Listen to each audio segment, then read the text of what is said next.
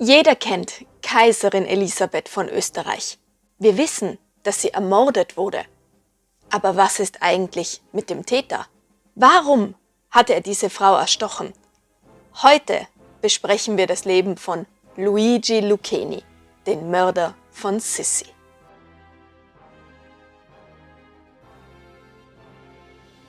Ja, hallo und herzlich willkommen zu diesem Video. Freut mich, dass ihr wieder eingeschaltet habt. Ich bin die Kathi, ich bin Stadtführerin in Wien und habe natürlich wahnsinnig viel mit Kaiserin Elisabeth zu tun. Und gerade wenn ich Führungen im Sissi-Museum mache, da fragen mich dann ja auch immer die Gäste, warum hat denn dieser Mann die Kaiserin von Österreich ermordet? Und ich wusste bis dahin eigentlich auch nur das, was man so klassisch halt in den Büchern oder auf Wikipedia lesen kann. Aber jetzt habe ich mir die Memoiren von Luigi Lucchini besorgt und vor allem eben dieses Buch hier zu Rate gezogen, kann ich das ja empfehlen, wer da mehr darüber wissen will. Das heißt Luigi Lucchini, ich bereue nichts. Die Aufzeichnungen des Sissi-Mörders. Ich werde es unten in der Beschreibung verlinken. Das heißt, in diesem Video beschäftigen wir uns mit der Biografie von ihm und wir werden einmal versuchen zu hinterfragen, was hat ihn zu dieser Tat getrieben? Kann man mit einem Mörder Mitleid haben, wenn man sich so seinen Werdegang ansieht? Was sagt ihr? Schreibt es mir bitte unbedingt in die Kommentare. Ich finde das unglaublich spannend, dass man mal darüber diskutiert. Wenn euch das Video gefällt, freue ich mich natürlich, wenn ihr mir ein Like und ein Abo dalasst. Auf YouTube könnt ihr das Video natürlich auch hypen. Es geht 3-mal die Woche und in der nächsten Woche ladet sich das quasi neu auf. Und wenn ihr mich einmal für eine Führung in Wien buchen wollt, freut mich das natürlich auch sehr. Da findet ihr alle Infos auf meiner Website www.imauftrag-ihrer-majestät.at. Und jetzt geht's los. Über Luigi Lucchini war natürlich lange Zeit überhaupt nichts bekannt.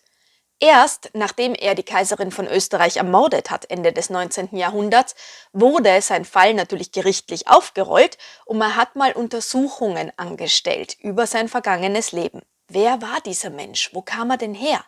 Und Cesare Lombroso, der den Ruf als Begründer der kriminologischen Anthropologie hat, wollte bei diesem Fall seine Expertise einbringen und mitarbeiten. Er meint, beginnen wir damit, die Ursachen für die Tat entsprechend den Regeln der neuen anthropologisch-psychiatrischen Schule mittels der Untersuchung der Persönlichkeit des Verbrechers zu erforschen. Luigi Lucchini ist das uneheliche Kind eines mittlerweile nach Amerika ausgewanderten Dienstmädchens aus Parma und ihres noch in Parma lebenden Dienstherrn, ein cholerischer Trinker, der seine Geliebte in schwangerem Zustand nach Paris schickte, wo sie ihr Neugeborenes im Pariser Findelheim abgab. Also, ob sein Vater Alkoholiker war, kann absolut nicht bewiesen werden. Aber damals, als man eben gerade damit angefangen hat, eben Verbrecher so psychiatrisch einzustufen, war das eine beliebte Herleitung. Und Lombroso war eben auch der Meinung, dass Verbrecher irgend so eine Vorgeschichte haben müssen. Und vor allem, dass es sich da auch um Erbkrankheiten handelt. Also wenn die Eltern irgendein Problem haben, dann überträgt sich das natürlich auch auf das Kind, laut der damaligen Meinung. So vertrat dieser Lombroso beispielsweise auch die Meinung, dass alle Verbrecher Epileptiker seien. Und das hat er eben auch versucht, Lucchini hier überzustülpen. Und er hat ihm auch äußerliche Degenerationserscheinungen zugeschrieben, wie sie kennzeichnend für Epileptiker und Verbrecher seien. Ja, damals war man anscheinend der Meinung, man kann einen Verbrecher auch schon äußerlich erkennen. Jedenfalls wird jetzt Folgendes berichtet. Am 22. April 1873 erscheint die alleinstehende italienischstämmige Arbeiterin Luisa im Pariser Hospital Saint-Antoine, um dort ihr Kind zu entbinden. Das einzige Dokument, das sie damals vorlegen kann, ist ihre Einreisebestätigung am 21. September des Jahr zuvor 1872. 2 Tage später erfolgte schon die Taufe. Sie gibt dann ihr Kind im Findelheim ab, weil sie, Zitat, nicht lange wird dafür sorgen können. Also sie hatte wohl nicht genügend Arbeit. Der Sekretär fügt unter das Dokument noch an, fehlende finanzielle Mittel, daneben aber auch wohl ein wenig fehlende Intelligenz, nicht so sehr Mangel an gutem Willen. Die Mutter kann nicht unterschreiben. Und das zeugt halt auch wieder für den Stand, aus dem Lucchini da kam und seine Mutter, also die Ärmsten der Armen, die eben auch keine Schule besucht haben. Die konnte nicht einmal schreiben. Nachdem die Mutter dann nach Amerika ausgewandert war, schob das Waisenhaus den 16 Monate alten Lucchini ins Findelhaus nach Parma ab. Dort kam er dann bei verschiedenen Pflegeeltern unter, zunächst bei der Familie Monici. Er war ein Schuster, sie eine Wäscherin. Er nannte sie auch Mutter und Vater, weil er auch lange nicht wusste, dass das gar nicht seine leiblichen Eltern sind. Und als ich mir dann die Lebenserinnerungen durchgelesen habe von Lucchini, die er dann eben später in Haft schreiben wird, ist mir eine Passage nicht mehr aus dem Kopf gegangen. Also da bin ich wirklich sehr erschrocken. Und ich lese sie euch jetzt einmal vor. Und ich denke, dass da Kindesmisshandlung draus spricht. Ich kann jetzt nicht ganz explizit werden hier auf YouTube, sonst wird das Video gesperrt, aber macht euch eure eigenen Gedanken. Er beschreibt hier sein 6. Lebensjahr. Ich erinnere mich, dass er, also sein Pflegevater, oft betrunken nach Hause gekommen ist, mehrmals sogar von seinen etwas zurückhaltenderen Kameraden nach Hause getragen wurde. Diese Erinnerung ist noch sehr lebendig, weil Monici, immer wenn er in diesem Zustand nach Hause kam, die Angewohnheit hatte, mich fest in seine Arme zu schließen und mir mit seinem langen Schnauzbart über das Gesicht zu streichen. Hierbei sagte er dann immer, er wolle, dass auch ich einen solchen Bart bekäme und es dazu eben des Samens bedürfe.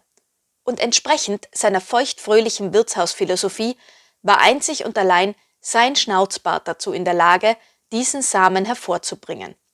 Es sollte dann an mir sein, ihn keimen zu lassen und an den Genfern, ihn zu stutzen. Überflüssig zu erwähnen, dass die Schreie, die ich während dieser Aussaat ausstieß, laut genug waren, um alle Bewohner der Straße aufzuwecken.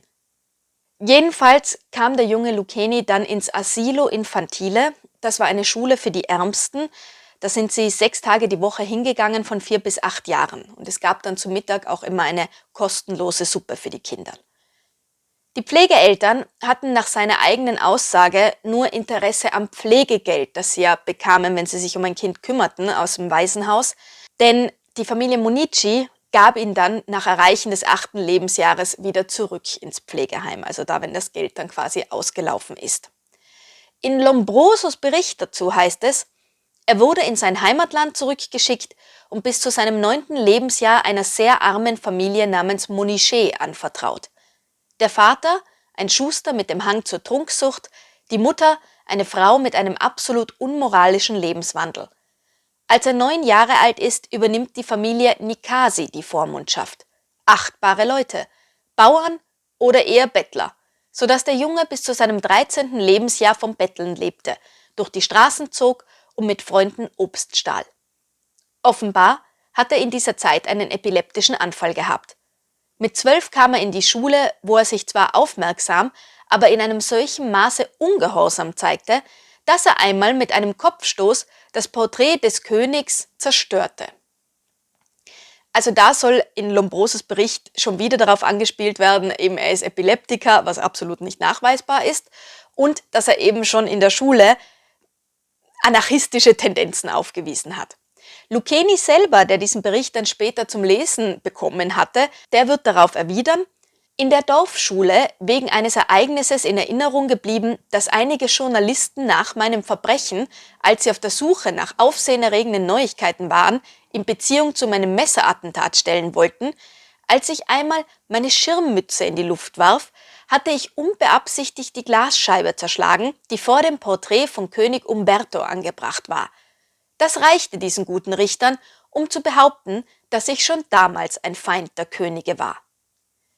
Obwohl seine Theorien vollkommen falsch sind, möchte ich mit Vergnügen die Gelegenheit nutzen, um mich aufrichtig bei Professor Cesare Lombroso zu bedanken. Am Tag meines Prozesses las mein Verteidiger in der Revue einen Artikel, in dem davon die Rede war, dass Nikasi mich betteln schickte. Dieser Artikel stammte von Professor Cesare Lombroso. Er hatte also die Güte gehabt, in dem Dorf Erkundigungen über mich einzuziehen und eine Wahrheit auszusprechen, die sich durchaus dazu eignet, das Fundament seiner Theorie zu erschüttern.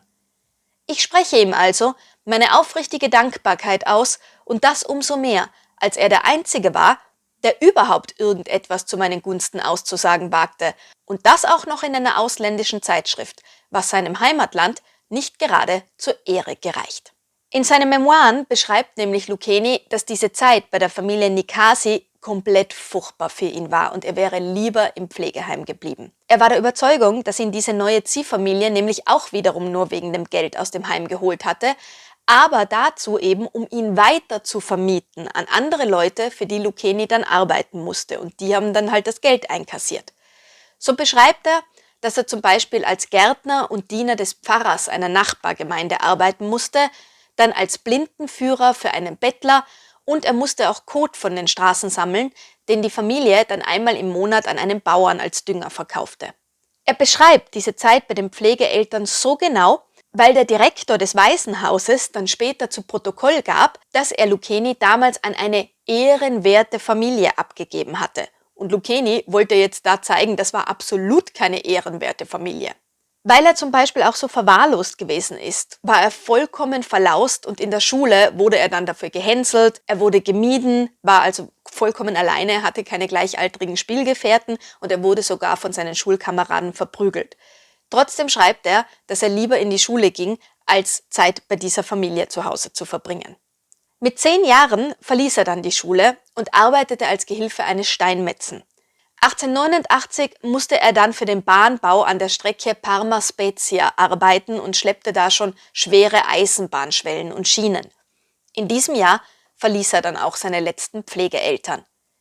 Er ging nach Genua und fand dann zuerst im Hafen Arbeit. Im Frühjahr 1890 wanderte er dann in die Schweiz, wo er dann 2 Jahre beim Straßenbau arbeitete und nach diesen 2 Jahren dann mit seinen Kameraden zum Genfer See wanderte. Er gab dann später bei seinem Verhör an, er sei den größten Teil der Strecke ohne Schuhe gegangen, die Füße in Lumpen gewickelt oder auf nackten Sohlen. Das beschreibt er eben auch schon in diesen Memoiren, dass er auch als Kind überhaupt keine Schuhe hatte und auch seine Kleidung nicht wechseln konnte, weil er nur ein einziges Set sozusagen besaß, eine Hose und ein Hemd und deswegen auch immer in dieser Kleidung schlafen musste. Er fand also immer wieder tagelang, wochenlang irgendwelche Anstellungen, vor allem im Straßenbau und schließlich kam er dann 1894 21-jährig nach Budapest. Dort fand er dann allerdings keine Arbeit, blieb deswegen nur 2 Wochen. Eigentlich wäre er gerne zum Militär gegangen. Er hat in seinen Memoiren beschrieben, dass generell die Kinder, die im Findelheim aufgewachsen sind, dass die fast alle zum Militär danach gegangen sind, weil sie eben die Disziplin schon gewohnt gewesen sind. Er meinte, ich will meinen Militärdienst leisten, ein Mann werden. Zusammen mit einem Kameraden ersuchte er dann um Hilfe im italienischen Konsulat. Der Konsul füllte einen Gutschein aus, den sie in eine Fahrkarte für eine Zugfahrt nach Fiume eintauschen konnten. Vom Fiume aus marschierte Lucchini alleine weiter nach Triest, wo ihn dann die österreichische Polizei aufgriff und ihn einige Tage in Haft über die Grenze nach Italien abschob. Im Sommer dieses Jahres, also wir sind immer noch 1894, kam Lucchini dann zum Militär, wo er 3,5 Jahre lang diente. 1896 nahm er dann in der italienischen Kavallerie am Abessinienfeldzug teil und bekam dort sogar einen Orden. Diese Jahre im Militärdienst beschreibt er als die glücklichsten seines Lebens. Er hatte Kameraden gefunden, er hatte eine Aufgabe und er wurde geehrt. Er hatte ordentliche Kleidung und bekam regelmäßiges Essen. Ein Urteil über ihn in dieser Zeit lautete, er ist immer diszipliniert und erfüllt alle Anforderungen des Militärdienstes. Er sitzt sehr gut auf und erweist sich als ausgezeichneter Reiter. Sein Verstand in Verbindung mit seinem Gehorsam kommt besonders gut beim Patrouillendienst zur Geltung, bei dem er regelmäßig alle seine Qualitäten unter Beweis stellt. Ein paar Monate bevor er seinen Militärdienst quittierte, hatte Lucchini Grund zur Hoffnung, dass der italienische Staat sich den ehemaligen Soldaten gegenüber dankbar erweisen würde. Durch seine 3,5-jährige Dienstzeit hatte er in der Tat das Recht erworben, sich beim Staat um eine Anstellung zu bewerben. Er hoffte nämlich, als Gefängniswärter eingestellt zu werden. Er schrieb 3-mal, hat allerdings nie eine Antwort bekommen. Und so endete im Dezember 1897 sein Militärdienst, woraufhin er beim Rittmeister seiner ehemaligen Kavallerieeinheit, einem Adligen aus dem Hause Aragon, als Diener in seinem Haushalt in Neapel arbeiten sollte. Doch bald störte Lucchini dann die Ungerechtigkeit dieser sozialen Unterschiede, die er nie überwinden konnte schlussendlich, und dann wurde er gekündigt. Nun trieb es ihn wieder und endgültig in die Schweiz. Anfang April 1898 fuhr Lucchini mit einem Lastensegler nach Genua und von dort ging er dann zu Fuß nach Turin. Nachdem er dort vergeblich Arbeit gesucht hatte, wanderte er, weil er eben kein Geld für eine Zugfahrt hatte, zu Fuß über die Berge in die Schweiz. Er überquerte den großen St. Bernhard und oben angekommen, warf er einen letzten Blick zurück nach Italien und notierte sich folgende Zeilen.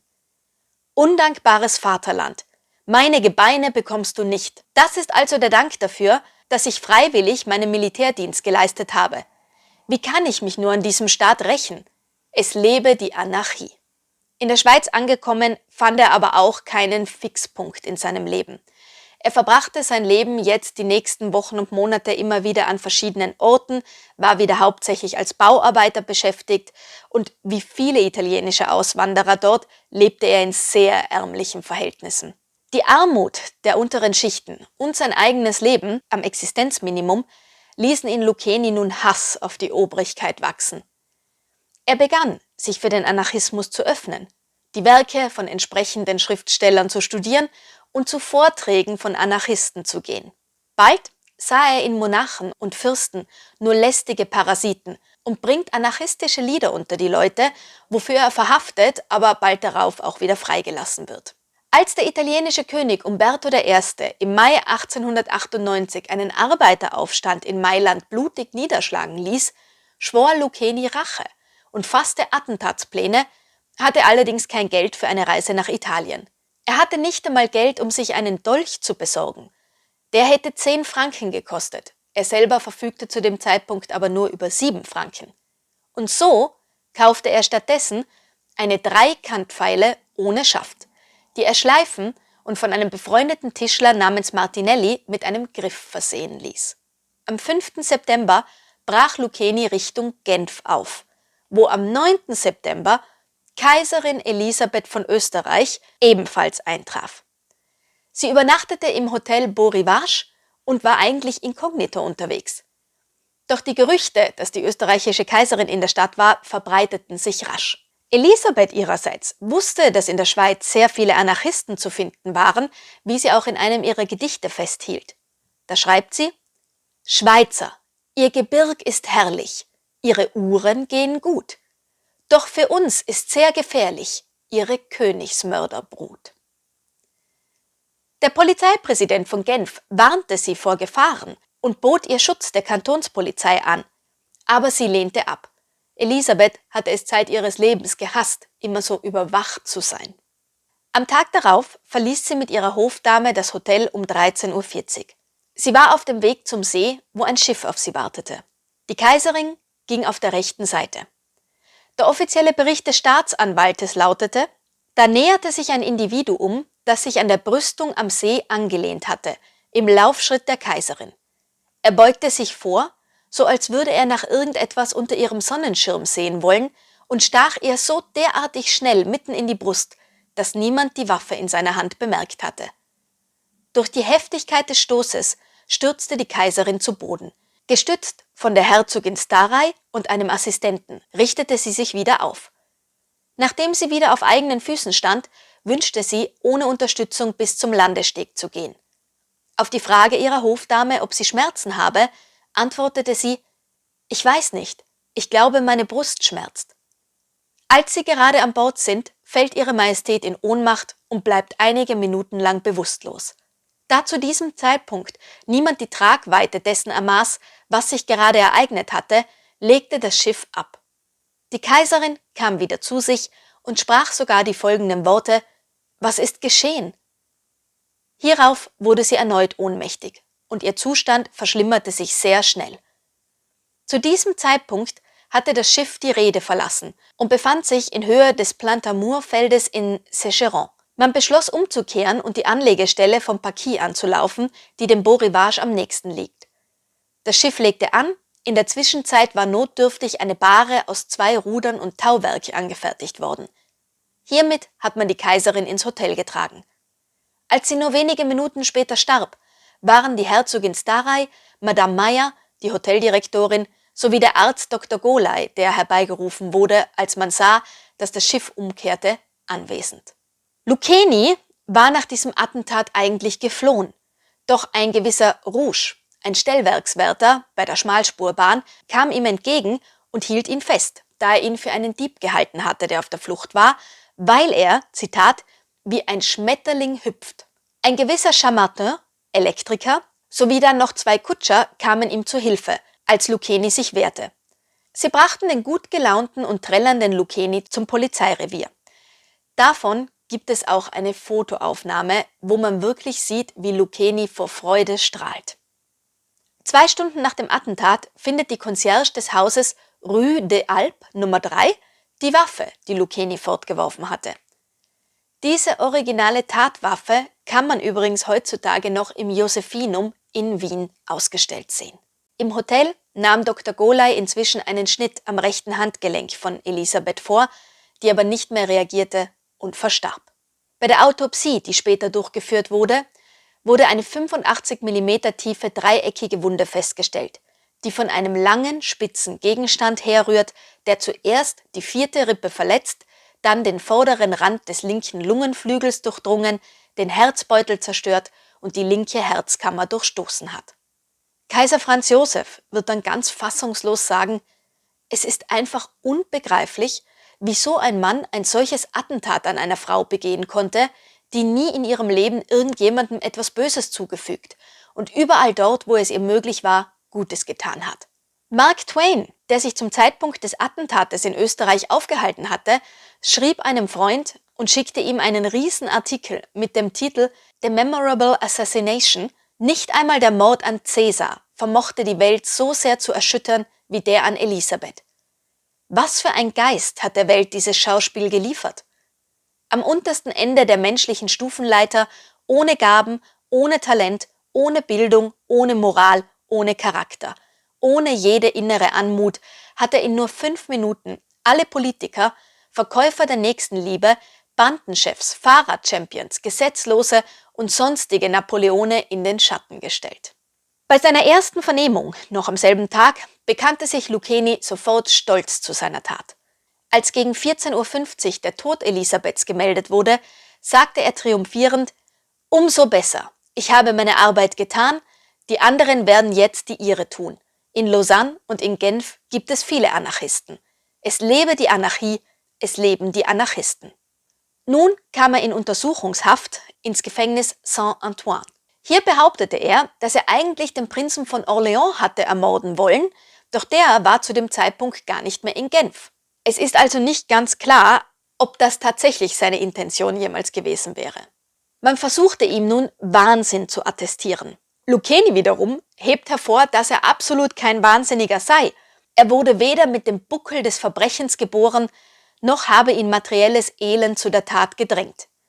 Er wünsche sich im Gegenteil, dass seine gerechte Tat den Auftakt zu einer Reihe anderer Attentate darstellt, die diejenigen treffen sollten, die ihresgleichen zum Vergnügen knechten.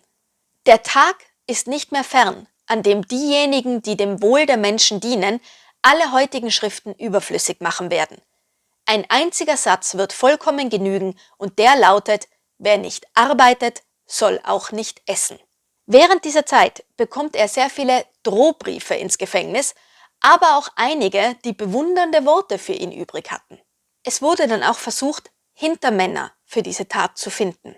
Lucchini hätte Helfer gehabt, möglicherweise sogar einen Auftraggeber. Im September 1898 telegrafierte die österreichische Gesandtschaft in Bern nach Wien, man sei in Genf einem Komplott auf der Spur, das wahrscheinlich sogar in London angezettelt und danach nach Zürich übertragen worden war. Das Attentat sei lange vorbereitet gewesen. Die Aktion durch den von London hergeschickten Ciancabilla in Fluss gesetzt und die Ausführung dem Lucchini anvertraut worden. Der italienische Journalist Giuseppe Ciancabilla war nämlich eine zentrale Figur der Anarchisten. In seiner eigenen Zeitung L'Agitatore feiert er den Mord an Elisabeth von Österreich in einem Artikel mit dem Titel Ein Pfeilenstoß. Die Schweizer Behörden wiesen dann ihn und 35 andere Anarchisten aus dem Land. Lucchini wird eines Tages, also viel später, dann auch selber sagen, dass er Verbündete gehabt hatte und 2 Italiener am Bahnhof als Fluchthelfer auf ihn gewartet hatten. Nun kam es jedenfalls zum Prozess. Die Strafprozessordnung und auch das schweizerisch-österreichische Auslieferungsabkommen besagten, dass auf Genfer Territorium begangene Straftaten auch von Genfer Gerichten verhandelt werden müssen. Und so fand nun die Verhandlung am 10. November um 8:30 Uhr im Justizpalast in Genf vor einem Geschwurgericht mit 40 Geschworenen statt. Der Kriminologe Professor Alfred Gautier meinte, es ist völlig unmöglich, an ihm auch nur das geringste Anzeichen von Degeneration festzustellen. Wenn er ein Monster sein soll, dann höchstens im moralischen Sinne. Die Anklageschrift wurde verlesen, Lucchini bestätigte die Schilderung seines Verbrechens im Großen und Ganzen, betonte hier aber noch, dass er keine Komplizen hatte und ursprünglich eben der Herzog von Orléans das Ziel seines Anschlages gewesen war. Um das Gericht davon zu überzeugen, behauptete er, dass hätte er von Anfang an die Kaiserin umbringen wollen, er den Anschlag in Caen verübt hätte. Ich zitiere jetzt aus dem Prozess. Was hat sie dazu veranlasst, die Kaiserin zu töten? Das Elend. Aber Sie haben doch das Elend nie wirklich kennengelernt. Am Tag meiner Geburt hat mich meine Mutter verstoßen. Aber Sie sind doch in einer Familie aufgewachsen, die sich gut um Sie gekümmert hat. Mit 9 Jahren habe ich angefangen zu arbeiten. Das, was ich gelernt habe, habe ich nicht in der Schule gelernt, sondern im Kinderheim. Welches Ziel haben Sie mit Ihrem Verbrechen verfolgt? Mich für mein Leben zu rächen. Haben Sie an die Abscheulichkeit Ihres Verbrechens gedacht? Hat es Ihnen leid getan? Überhaupt nicht. Denjenigen, die die Welt 1900 Jahre lang unterdrückt haben, hat es ja auch nicht leid getan. Wenn sich Ihnen die Gelegenheit böte, es noch einmal zu tun, würden Sie es abermals tun? Ja, ich würde es wieder tun. Der Prozess dauerte bis 19 Uhr. Es kam immer wieder zur Diskussion, ob er in seiner Kindheit vernachlässigt worden war. Denn außer 2 Jahren im Pflegeheim war er ja offiziell immer bei einer Pflegefamilie untergebracht. Man sagte, Lucchini sei nicht reumütig, sondern eitel.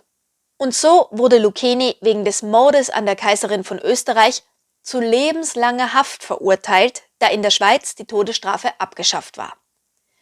Als er abgeführt wurde, rief er, es lebe die Anarchie, nieder mit den Aristokraten. Während des ganzen Prozesses hatte er stolz und prahlerisch auf die Anwesenden gewirkt, doch unmittelbar danach, als er nicht mehr der Öffentlichkeit ausgesetzt war, brach er in Tränen aus. War seine Überzeugung also nur vorgespielt? Am 21. November wurde er nun ins Évêché Strafgefängnis verlegt, in den Block B in die Einzelzelle Nummer 95. Diese war 3,5 Meter lang, 3,5 Meter hoch und 2 Meter breit. Bis zum 5. Januar 1900 war er dort isoliert und durfte nicht, wie andere Häftlinge, gemeinsam in den Werkstätten arbeiten. Der Gefängnisdirektor Alexandre Perrin bestimmt, er soll völlig allein in der Nachbarzelle Nummer 94 Pantoffeln und Kartonagen herstellen. Seine 2 täglichen Hofgänge wird er getrennt von den anderen unternehmen. In einem von hohen Mauern umgebenen kleinen runden Garten, der einen Durchmesser von 2 Metern hat, falls Regen ihn nicht daran hindert. Die Wächter erhalten die Anweisung, ihn möglichst oft in seiner Zelle aufzusuchen, um mögliche Selbstmordversuche weitestgehend auszuschließen. Die beiden Zellen sind sehr gründlich zu durchsuchen, um eventuelle Ausbruchsversuche zu unterbinden. Lucchini wird keinen Zutritt zur Bibliothek erhalten. Die Bücher werden ihm entsprechend seinen Wünschen ausgehändigt. Er wird allein ins Bad geführt. Angesichts der Schwere des Verbrechens, dessen Lucchini sich schuldig gemacht hat, darf, falls sich in der Zeit seiner Inhaftierung etwas Außergewöhnliches ereignet, dies nicht dem Gefängnispersonal zur Last gelegt werden. Nach Beendigung seiner verschärften Einzelhaft kommt er in die Schusterwerkstätte, darf dann am Unterricht und an Gottesdiensten teilnehmen. Die Tagesberichte vom Direktor belegen eindeutig, dass sich Lucchini zwischen 1902 und 1909 im Gefängnis durch tadellose Führung auszeichnete. Er selber meinte, das Gefängnis sei gerechter als die Gesellschaft, denn hier werden wirklich alle gleich behandelt. Er hatte im Gefängnis einen Lebenssinn inzwischen gefunden und der war, sich zu bilden. Er beginnt Französisch zu lernen und Bücher regelrecht zu verschlingen.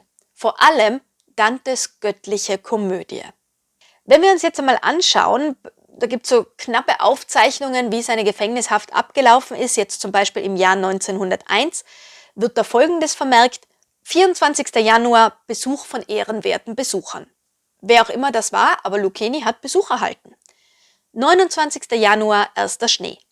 23. Februar, Strafe verbüßt. Er hatte nämlich damals sich an den vor seinem Fenstern angebrachten Eisenstäben hochgezogen, um sich mit den Leuten zu unterhalten, die sich aus den Fenstern eines gegenüberliegenden Hauses lehnten. Das hat ihm einen Tag Dunkelhaft und 20 Tage verschärfte Einzelhaft eingebracht. 3. März, erster Donner. 16. März, Bestrafung wegen der Entleerung des Nachttopfes vor der Tür. 5 Tage Dunkelhaft und 2 Monate ohne Bücher, verschärfte Einzelhaft. Im April dieses Jahres kam es dann zu einer ärztlichen Untersuchung. Ihm war es da wichtig, zu Protokoll zu geben, dass er nicht verrückt sei. Da von ihm behauptet worden war, er hätte Frauen misshandelt, gibt er dann an, bis zu seinem 24. Lebensjahr überhaupt keine sexuellen Beziehungen zu Frauen gehabt zu haben. Da er unter einer Verengung der Vorhaut litt, sodass die Öffnung kaum sichtbar war, wäre er auch gar nicht dazu in der Lage gewesen. Während seiner Militärzeit wurde dann eine Beschneidung vorgenommen und zum Beweis zeigte er auch sein Geschlechtsteil her. Seitdem hätte er nur 4 Mal mit einer Frau geschlafen. Einmal in der Nacht vor seiner Tat.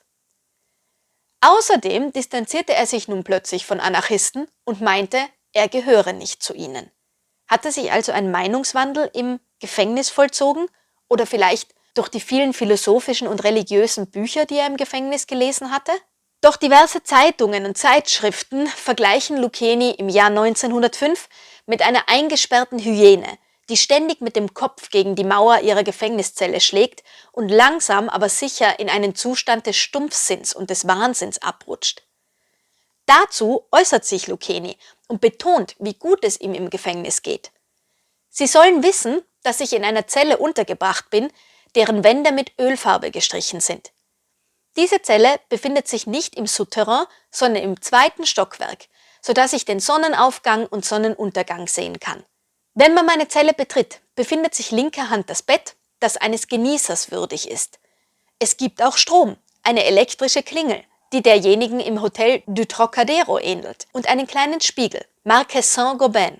Dann wäre da noch mein Heiligtum, das heißt ein Regal mit 3 sehr gut bestückten Regalböden, aber nicht etwa mit Spinnen oder Schaben. Es gibt höchstens ein paar schwerfällige Fliegen, sondern mit Büchern. Erster Regalboden, sämtliche Werke von Montesquieu, von Rousseau fehlt nicht besonders viel. Der 3. Regalboden biegt sich unter der Last lateinischer Schriftsteller und damit er nicht durchbricht, stütze ich ihn mit Montaigne und Pascal, die auf dem 2. Regalboden stehen. Dante, den ich auswendig kenne, habe ich unters Bett verbannt. Und im Jahr 1907 beginnt er dann damit, seine Memoiren zu verfassen, unter dem Titel Die Geschichte eines verstoßenen Kindes am Ende des 19. Jahrhunderts, von ihm selbst erzählt. Im Vorwort verflucht er seine grausame Mutter und dann bittet er sie aber auch um Verzeihung für das, was er ihr angetan hat, durch seine bloße Existenz. Diese Biografie hat einen Umfang von 200 Seiten und er wollte sie eigentlich auch fortsetzen, doch dann überschlugen sich die Ereignisse. Im Jahr 1908 wurde ein neuer Gefängnisdirektor eingestellt, namens Jean Vernet. Nun ändert sich einiges, er bestimmt 29. Januar 1908. Ich lege größten Wert darauf und werde auch dauernd überprüfen, ob diese Anweisung auch befolgt wird, dass das Verhältnis zwischen Gefängnispersonal und Häftlingen das zwischen Vorgesetzten und Untergebenen ist. Und bei Lucchini stellt er sich mit folgenden Worten vor: Ich bin der Nachfolger von Alexandre Perrin. Ich habe weder seine Geduld noch seine Nachsicht. Bisher sind Sie sehr nachsichtig behandelt worden. Sie haben viele Vergünstigungen erhalten und damit ist jetzt Schluss. Meine Aufgabe ist es, Sie zu bändigen. Auf die schriftliche Bitte der Gefängniswärter erlaubt er nun, dass ein Fass Rotwein eingelagert wird, an dem sich jeder Aufseher ungefragt bedienen kann. Daraufhin kommt es zu vielen Berichten von entsetzten Gefängnisbesuchern, die sich über die Trunkenheit der Wärter wundern. Denn wie kann man so den Häftlingen ein positives Beispiel geben? Pastor Röhrig, der fragt sich dann auch nach einem Besuch, warum es eigentlich keine Schulung für Gefängnispersonal gibt. Und dann, im Jahr 1909, verschwinden plötzlich Lucchenis Memoiren. Von diesem Zeitpunkt an wurde er als ein wildes Tier beschrieben, das schreit und Scheiben zertrümmert. Daraufhin erhielt er verschärfte Haft in der Dunkelzelle. Er griff wiederholt Gefängniswärter an und sogar den Gefängnisdirektor eines Tages. Nun wird eine Untersuchung angefordert, in der er meint, er fühlt sich so ungerecht behandelt und würde lieber 50 Mal sterben, als sich zu unterwerfen. Er erhalte zum Essen nur Löffel und Gabel, da man ihn für Selbstmord gefährdet hält, aber daran denke er nicht. Es vergehen Monate. Lucchini schreibt nun in seiner Verzweiflung sogar an den Polizeipräsidenten, bekommt aber keine Antwort. Er fordert immer wieder seine Memoiren zurück. Im Oktober 1910 fühlt sich Lucchini dann plötzlich unwohl und möchte nicht zur Arbeit. Als er dazu gezwungen wird, fordert er seinen Anwalt zu sprechen. Dem wird aber nicht stattgegeben. Dann kommt es zum Konflikt mit dem Werkmeister, dem er vorwirft, betrunken zu sein, worauf sich dieser Werkmeister beim Direktor beschwert. Lucchini kommt in eine Einzelzelle, wo er zu rasen beginnt. Er schreit, ich habe nur die Wahrheit gesagt und fordert wieder seinen Anwalt zu sehen. Vor Wut beginnt er seine Zelle zu demolieren, woraufhin er in eine Dunkelzelle gesteckt wird. Und dort wird er am 19. Oktober 1910 mit seinem eigenen Gürtel erhängt aufgefunden. Nun haben wir es rein mit erhaltenen schriftlichen Berichten aus diversen Zeitungen zu tun, die sich teilweise auch widersprechen. Also ist es sehr schwierig zu rekonstruieren, was passiert ist. Laut diversen Berichten sei Lucchini an diesem Tag ruhig gewesen, laut anderen Berichten habe er gesungen und laut anderen die ganze Zeit geschrien. Doch alle Beteiligten bestätigen, dass der Gefangene kurz vor 18 Uhr einen Schrei ausgestoßen habe. Laut dem einen Bericht war der Gefängniswärter zuerst vor Ort, laut anderen Berichten der Gefängnisdirektor selbst. Laut einer Darstellung hing Lucchini mit dem Kopf zur Wand, laut einer anderen Darstellung mit schmerzverzerrtem Gesicht mit Blick zur Tür. Die offizielle Selbstmordversion, die vom Gefängnis herausgegeben wurde, wurde angezweifelt und die Umstände gelten bis heute als nicht restlos geklärt. Und wie ging es nun weiter? Lucchenis Kopf wurde von seiner Leiche abgetrennt und untersucht.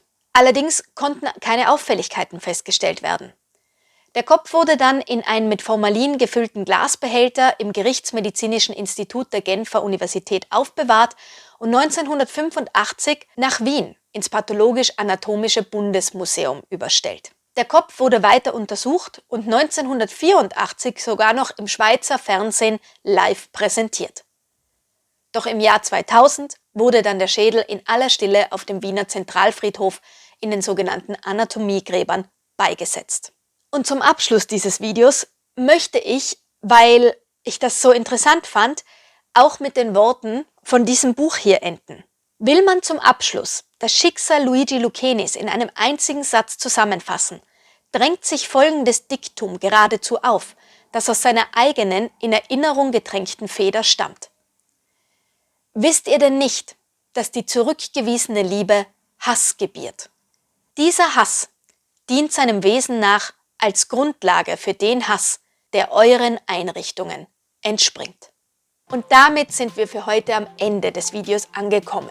Jetzt würde mich natürlich brennend eure Meinung interessieren zu dieser historischen Gestalt. Schreibt es uns in die Kommentare, damit wir darüber diskutieren können. Und wie gesagt, wenn euch das Video gefallen hat, dann lasst mir ein Like da und ein Abo, da freue ich mich sehr, sehr drüber. Und dann sehen wir uns beim nächsten Video hoffentlich wieder.